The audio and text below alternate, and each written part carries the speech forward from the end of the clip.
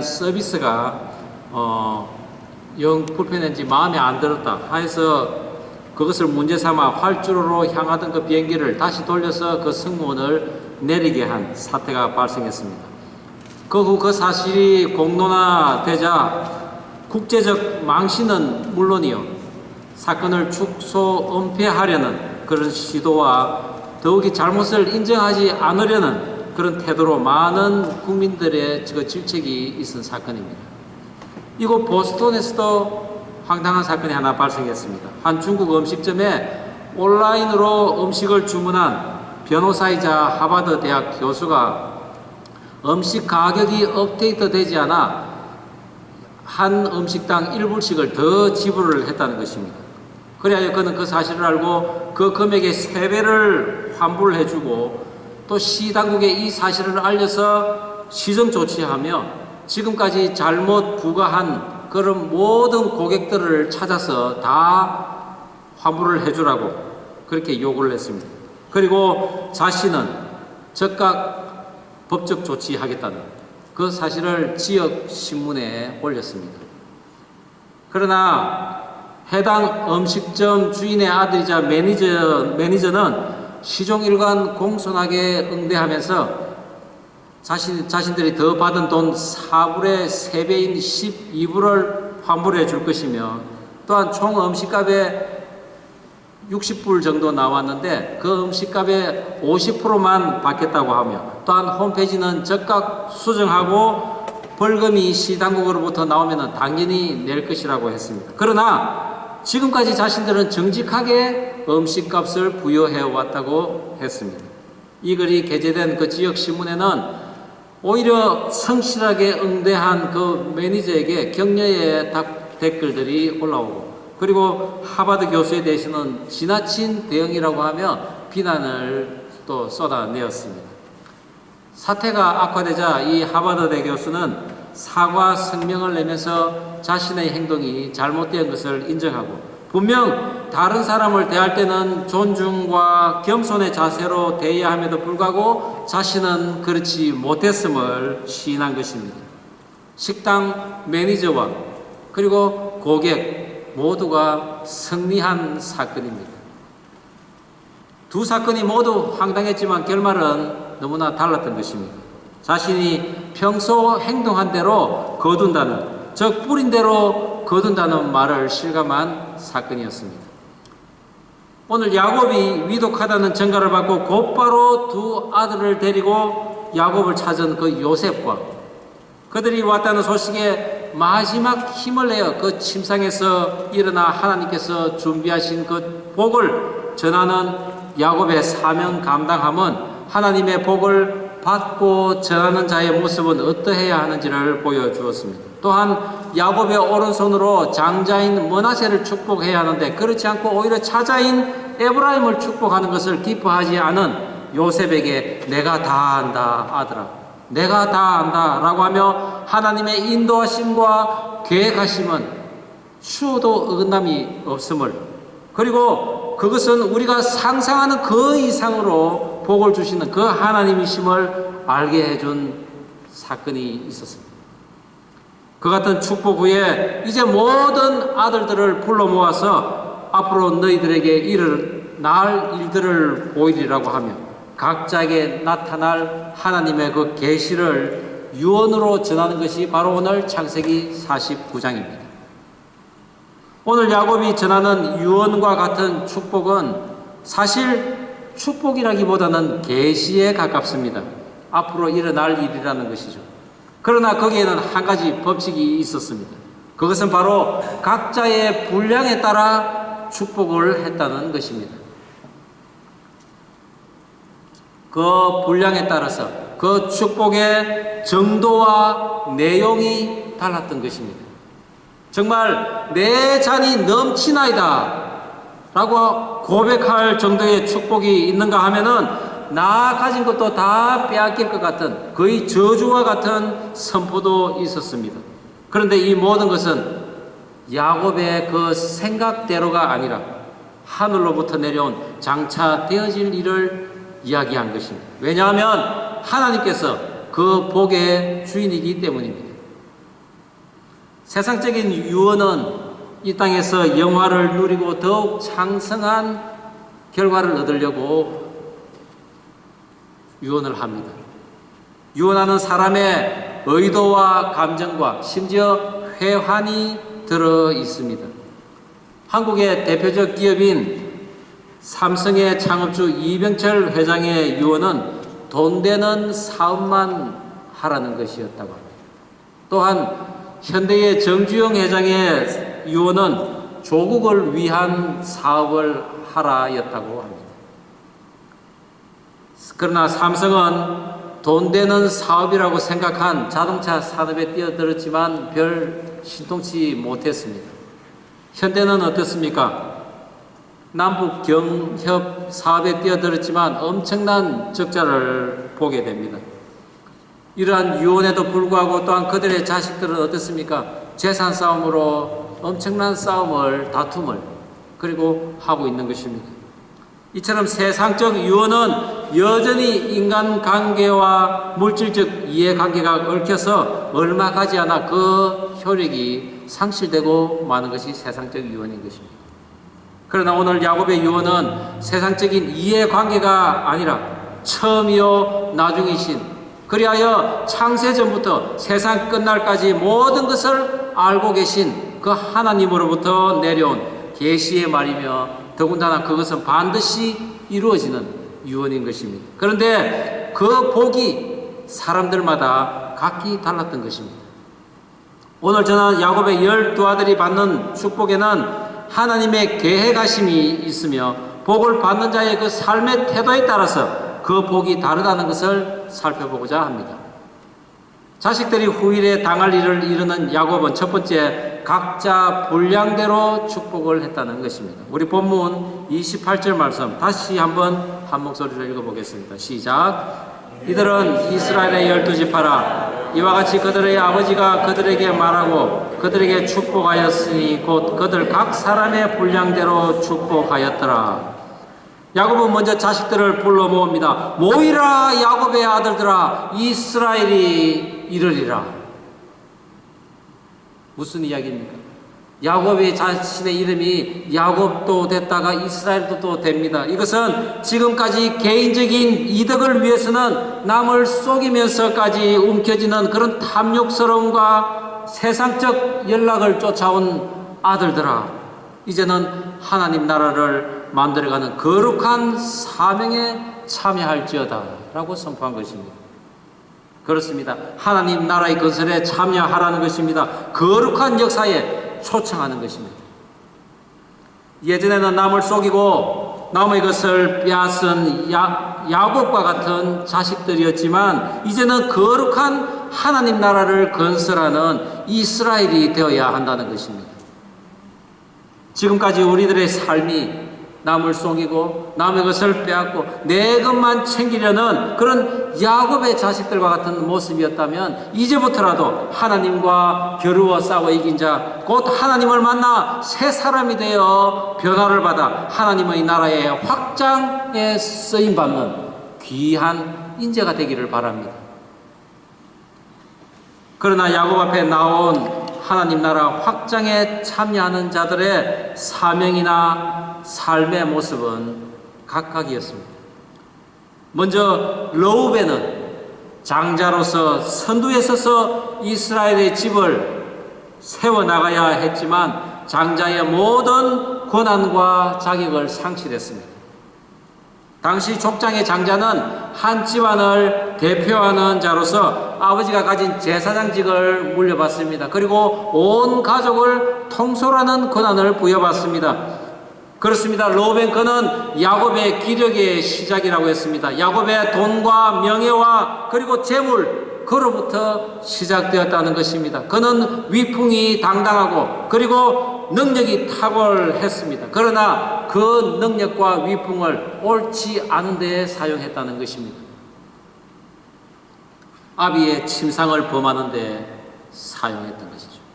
그것은 물이 끓는 것 같은 조급하고 그리고 충동적이고 정욕적인 모습으로 사용됐다는 것입니다. 물 끓는 것 같은 그의 행동은 자신과 서모인 비라와 그리고 아버지 그리고 나아가서는 온 가족의 명예를 더럽힌 것입니다. 그에 대한 계시는 탁월치 못했다는 것입니다. 더 이상 특출나지도 않고 남을 넘어서지도 못했다는 것입니다. 저도 예전에는 제 자신을 통제하지 못해서 많은 사람들에게 아픔을 준 기억이 있습니다. 물이 끓는 것 같은 조급하고 그리고 충동적이고 정욕적인 그런 성격 결코 남을 이기지 못하는 것임을 명심하시기 바랍니다. 우리가 가진 장자권을 상실할 수가 있는 것입니다. 또 한편으로는 잔인함으로 인해 하나님 나라의 백성과 함께 어울리지 못한 그런 족속이 있습니다. 바로 시므온과 레위입니다. 그들의 칼은 폭력의 도구로다. 그들의 분노대로 사람을 죽이고 그들의 혈기대로 소의 힘줄을 끊었다는 것입니다. 야곱의 딸 디나를 욕보인 그 세겜 족속에 대한 잔인한 살상과 노력할 수 없는 것들조차 힘줄을 끊어서 못쓰게 만드는 그런 잔인함을 보인 그들은 결코 그들의 모임에 나의 영혼이 함께 참여하지 않겠다는 야곱의 계시를 받은 것입니다. 결국 그들은 400년 후에 그들이 들어가는 그 가나안 땅에 얼마 받지 못한 그런 지경조차도 남의 그 지파에 흡수되어 버리고 또 나머지는 그 땅도 받지 못해서 온 지파에 흩어지는 그런 상황이 벌어졌던 것이죠. 저주와도 같은 유언을 받은 그들의 공통점을 보면은 바로 성령의 열매가 없었던 것입니다. 사랑과 희락과 화평과 오래 참음과 자비와 양선과 충성과 온유와 절제 이것들이 없었기 때문에 그들은 죄에 빠져버리는 것입니다. 만약 이러한 성령의 9가지 열매가 우리들을 지배한다면 우리들은 그런 죄에서 실수에서 벗어날 수 있는 것입니다. 그 외 해변에서 살아갈 서불론 힘든 노역을 감당하는 이사갈 백성을 심판하고 독사같이 말을 탄 자들을 넘어뜨리는 단 늘 전쟁 가운데 있으며 쫓고 쫓기는 인생을 살아가는 갓 그리고 물어뜯는 이리와 같은 삶을 살아갈 베냐민 그들 모두도 살아갈 인생이 만만치 않음을 야곱은 오늘 계시로 이야기합니다. 반면에 하나님 나라를 세우는데 중추적인 역할을 감당하는 지파가 있습니다. 바로 장자권을 이어받은 유다와 장자의 축복을 받은 요셉입니다. 유다는 우선 그의 이름대로 형제들의 찬송이 되리라고 합니다. 손을 쭉 뻗어서 경배한다는 그 찬송대로 모든 형제들이 유다 족속에게 절을 하는 것입니다. 이것은 이전에 요셉이 꾼 꿈과는 다릅니다. 요셉의 꿈은 애굽으로 내려오기 위해 그들을 인도하는 과정에서 형제들이 요셉에게 엎드린 절이지만은 유다의 자손에게 절을 한다는 것은 향후 이스라엘을 통일한 다윗 왕에게 모든 지파의 백성들이 절을 하는 것입니다. 더 나아가서 다윗의 자손이 예수 그리스도를 찬양하고 경배하는 그런 계시였던 것입니다. 그것은 모든 짐승들의 왕인 사자와 같이 통치를 나타내는 규와 통치자의 지팡이가 거기에서 결코 떠나지 않음을 이야기합니다. 또한 유다의 나귀는 포도나무에 매여 있으며 그의 옷은 포도주로 빨 것이라고 합니다. 나귀는 이스라엘 백성들이 평화시에 타고 다니는 평화의 상징입니다. 평강의 왕이신 예수님이 이 나귀 새끼를 타고 온 인류를 구원하기 위해 예루살렘에 입성하였습니다.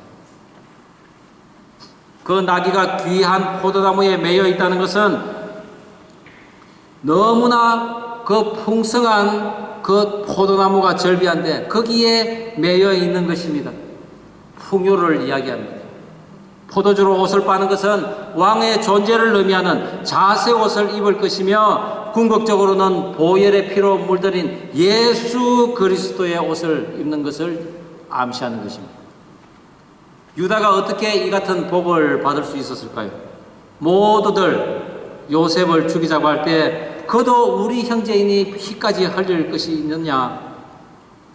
차라리 노예로 팔자고 제안하며 요셉의 생명을 구했습니다. 또한 양식을 구하러 갔다가 시몬이 잡혀있는 그 애굽으로 다시 내려가기를 거절하는 모든 형제들을 제쳐두고 자기 자신이 모든 것을 감당하겠으며 만일 함께 내려간 베냐민이 돌아오지 못한다면 그 모든 죄를 책임을 자신이 지겠다고 나선 것입니다.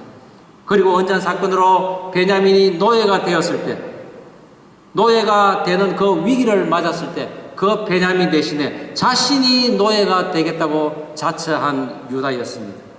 위에 언급한 상급을 받을 수 있는 모든 조건을 그가 가지고 있었던 것입니다. 저와 여러분이 유다가 가진 성정을 갖춰서 오늘 유다가 받은 그런 축복을 우리 모두도 받기를 원합니다.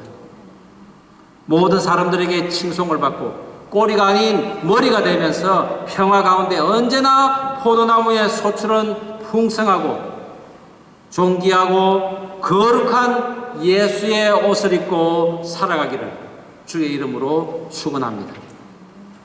또 다른 축복의 대명사 요셉은 어떨까요?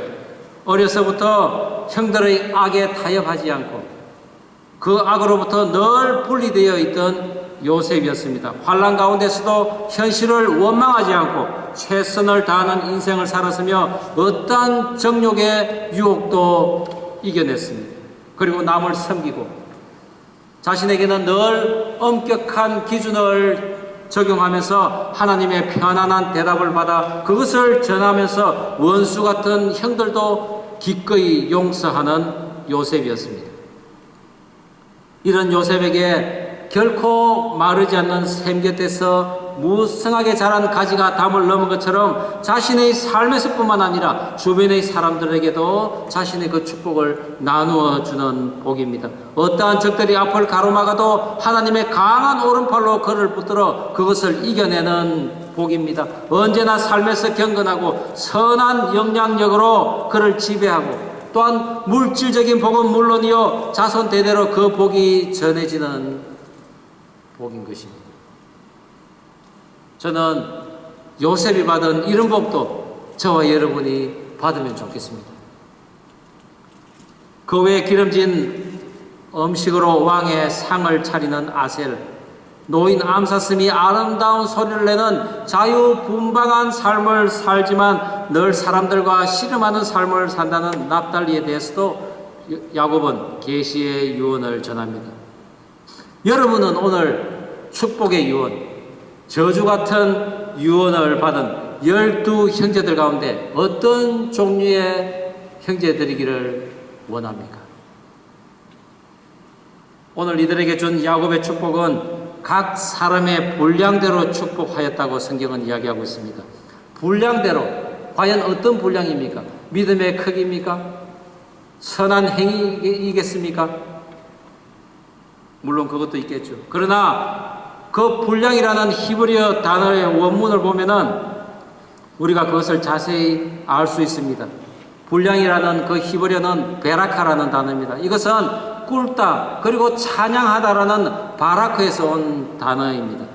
그렇습니다. 바로 하나님 앞에 나아가서 무릎을 꿇고 하나님을 찬양하고 경배하는 그것이 바로 복의 원천인 것입니다. 하나님께 예배 드리는 삶입니다. 하나님께 예배하는 정도에 따라 복을 받는 것입니다. 어떤 모습일까요? 그 예배는 오늘 여러분이 1시간 예배 드린다고 하여서 1시간만큼의 복을 받는 것입니까? 오늘 예배 후에 집으로 돌아가서 아무 일 없었던 듯이 그냥 일상생활을 하면서 세상적으로 돌아가는 것, 그것은 진정한 예배의 삶이 아닌 것입니다. 그래서 로마서 12장 1절에 우리가 드려야 할 예배에 대해서 자세히 나와 있습니다. 우리가 너무 귀한 말씀입니다. 로마서 12장 1절 한 목소리로 다시 한번 읽어보겠습니다. 시작. 그러므로 형제들아 내가 하나님의 모든 자비하심으로 너희를 권하노니 너희 몸을 하나님이 기뻐하시는 거룩한 산 제물로 드리라. 이는 너희가 드릴 영적 예배니라. 그렇습니다. 우리의 삶이 곧 예배가 되어야 합니다. 행동하는 예배가 되어야 합니다. 실천하는 예배가 참 예배인 것입니다. 내가 너희를 사랑한 것 같이 너희도 서로 사랑하라는 예수님의 말씀처럼 삶에서 그 사랑을 행하는 것이 바로 예배의 삶인 것입니다.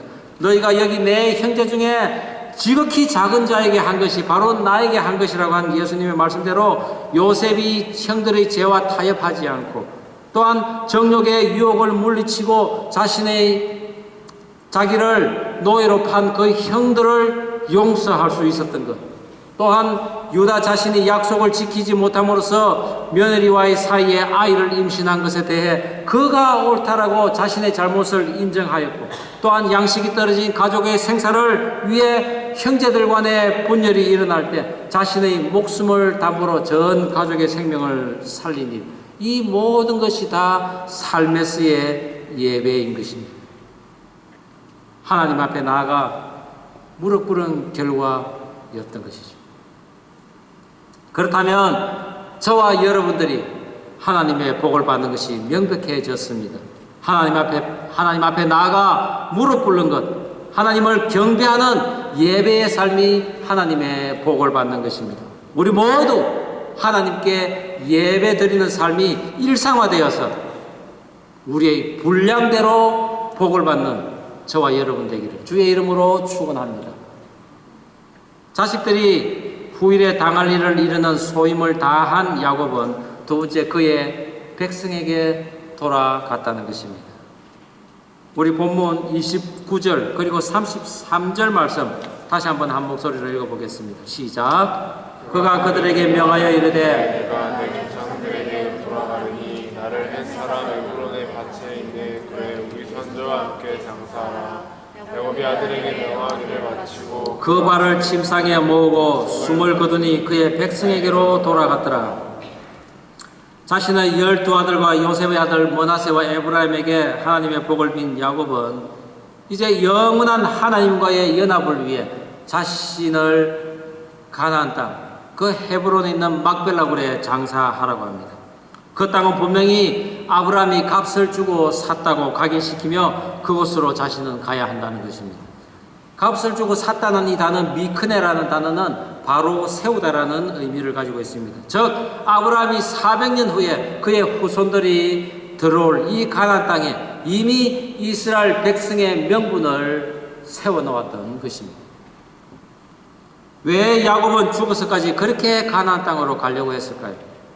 사람들이 어떤 곳에서 살다가 그곳이 정말 힘들면은 그곳은 정말 쳐다보기도 싫다고 합니다. 가기 싫은 것입니다. 그러나 행복하고 즐거운 추억이 있으면은 그곳으로 늘 가고 싶어 합니다. 며칠 전 제가 말레이시아에서 3년 반 정도 머무를 때 알고 지내던 그 집사님의 딸이 방문을 했습니다. 딸의 친구이기도 하고 12년 만에 만나서 서로의 안부를 묻고 과거의 추억들을 나누는데 그 자매는 11년 동안 머문 그 말레이시아에 꼭 가고 싶다는 것입니다. 마치 고향과 같다는 것입니다. 그런데 그가 1년 정도 머문 캐나다는 정말 가기 싫다는 것입니다. 말레이시아에 대한 기억이 너무 좋았던 것이죠. 그런데 오늘 야곱은 어떻습니까? 사실 가나안 땅에 대한 추억, 기억은 그래 좋지 않았습니다. 70세가 넘도록 늘 형 S의 그늘에 가려서 팥죽 한 그릇에 장자권을 샀다고. 그리하여 그것 때문에 아버지를 속여서 그 장자권의 축복을 가로챘다고 죽이겠다는 형 S의 위협에 떠나버린 그 땅이었습니다. 20년 만에 돌아왔지만 딸 디나가 욕을 당하고 자식들은 복수의 살육과 노략질을 하여서 전 가족이 전멸할 위기에 맞닥뜨린 그 땅이었습니다. 장자는 서모를 범하고 가장 사랑하는 아들은 잃어버린 땅. 그러다 마침내 기근이 찾아와서 전 가족이 떠나야만 했던 땅이었습니다. 정말 하나님의 약속이 있는 땅치고는 너무나 기억이나 추억이 좋지 않은 땅이었습니다. 하나님이 우리에게 약속하신 땅이라고 해서 다 좋은 일만 있는 것은 아닙니다. 어려운 일도 있고 또 힘든 일도 닥쳐오는 것입니다. 그런 야곱이 가나안 땅으로 돌아가려는 특별한 이유가 있었습니다. 그것은 바로 하나님이 약속하신 복을 받기 위함이었습니다. 야곱이 명하기를 마치고 그리고 백성에게로 돌아갔더라라고 성경은 이야기하고 있습니다. 이 백성이라는 단어는 결합하다라는 의미입니다. 그리고 돌아갔다라는 이 단어는 모으다 그리고 회복시키다라는 의미를 가지고 있습니다. 그렇습니다. 야곱은 그 땅으로 돌아가서 조상들과 결합하여 하나님 나라에 모이는 여행을 시작한 것입니다. 그가 하나님께 온전히 무릎 꿇고 예배드렸던 땅에서 그 여행이 시작되는 것입니다. 형 에서의 살해 위협에 홀로 기약 없는 길을 떠났을 때 돌베개를 베고 자던 그 밤에 만나주신 베델의 하나님, 거부가 되어 다시 이 땅으로 돌아올 때 자신을 추격하던 외삼촌 라반으로부터 지켜주던 갈르에서의 그 하나님, 형 에서를 만나기 전 두려움 가운데 앞으로 나아가지 못하는 자신에게 씨름을 하면서까지 용기를 북돋아 줬던, 능력을 주었던 야복 강가의 하나님, 형 에서와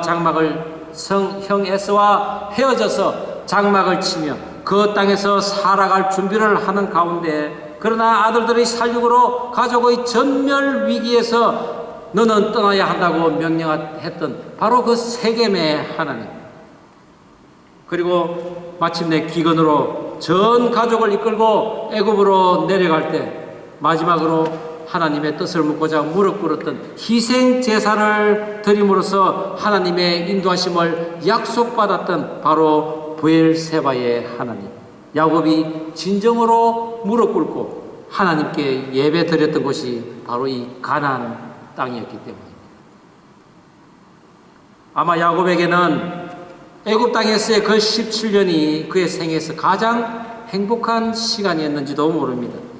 죽은 줄 알았던 요셉이 나라의 2인자가 되어서 모든 부족한 것을 공급해주고 나머지 자식들도 서로 도와가며 건강한 공동체가 건설되고 있었던 것입니다. 그러나 야곱은 하나님으로부터 약속을 받았습니다. 내가 너를 인도하여 반드시 이 땅으로 다시 올라오리라고. 하나님과의 영원한 연합이 있으려면 약속의 땅으로 돌아가야 하는 것입니다. 자신이 온전히 무릎 꿇고 하나님 앞에 예배드렸던 그 땅으로 말입니다. 그렇습니다. 야곱이 받은 이 복이야말로 우리가 진정으로 사모해야 할 복인 것입니다. 바로 하나님과의 연합을 통한 영원한 안식의 복, 바로 야곱의 분량대로 받은 축복인 것입니다. 우리들도 마찬가지입니다. 고센 땅과 같은 이방 땅, 우리가 어디로 가더라도 하나님께서 함께 하시면 우리는 형통하고 번성할 것입니다. 그러나 그곳이 영원히 머무를 수 있는 곳은 아닙니다. 하나님이 약속하신 땅으로 가야 하는 것입니다. 저도 이곳 보스턴이 정말 하나님께서 저에게 약속하신 땅인지 계속 묻고 있습니다. 하루하루 최선을 다하며 기쁘게 저에게 주어진 사명을 감당할 뿐입니다. 저에게 맡긴 영혼들에게 마음껏 축복하며 그런 사명을 감당하고 있노라면 언젠가 하나님께서 약속하신 그 땅으로 가라고 할 것입니다. 며칠 전 집 근처 주차장에 차를 세워놓고 잠깐 다녀왔는데 차로 가는 순간에 제 차 옆에 택시가 되어져 있고 그 차 사이에 한 사람이 웅크리고 있는 것입니다. 무슨 일인가 싶어서 가서 보니 택시기사가 그곳에서 절을 하고 있는 것입니다. 아침 6시 그리고 12시, 그리고 오후 3시, 6시, 9시 하루 5번씩 기도하는 무슬림의 기도 시간이었던 것입니다. 추운 겨울인데도 방석 하나 깔고 메카를 향해서 그 기도하는 무릎 꿇는 그 기사를 보니 제 자신 얼마나 자주 그리고 얼마나 열심히 하나님 앞에 무릎 꿇었는지를 보게 되었습니다. 그리고 왜 나에게는 복을 주시지 않느냐고 불평하던 그 나날들을 생각하면서 분량대로 축복하신 그 하나님께서 정말 내가 복받을 만큼 그분 앞에 무릎을 꿇고 그분에게 예배를 드리는지 제 자신을 살펴보았다는 말입니다. 그 순간에 제가 그 무슬림 기사보다 정말 무릎을 많이 꿇었을까 생각을 하게 됩니다. 각 사람의 분량대로 축복하였더라. 나 자신 무릎 꿇는 그 분량대로 축복하시는 그 하나님께 우리 다 함께 무릎 꿇고 나아가십시다. 그 무릎 꿇는 횟수가 차곡차곡 쌓여갈 때 저와 여러분에게는 사시사철 마르지 않는 그 샘물이 공급될 것이며 세상을 다스리는 그 지배자의 통치의 지팡이가 손에서 떠나지 않을 것입니다. 그리고 하늘로부터 땅으로부터 공급되는 복을 받으면서 후손 대대로 그 복이 전해질 것입니다. 우리의 분량대로 축복받는 그런 삶을 살게 된다는 것입니다. 예수님이 태어나신 성탄 기간입니다. 마을 구유에 누워 계신 아기 예수께 무릎 꿇고 경배한 동방박사와 양치는 그 목자들처럼 우리 모두 우리의 죄를 사하기 위해 이 땅에 오신 그 예수님에게 진정으로 무릎 꿇고 예배하는 성탄의 계절이 되기를 주의 이름으로 축원합니다. 기도하시겠습니다.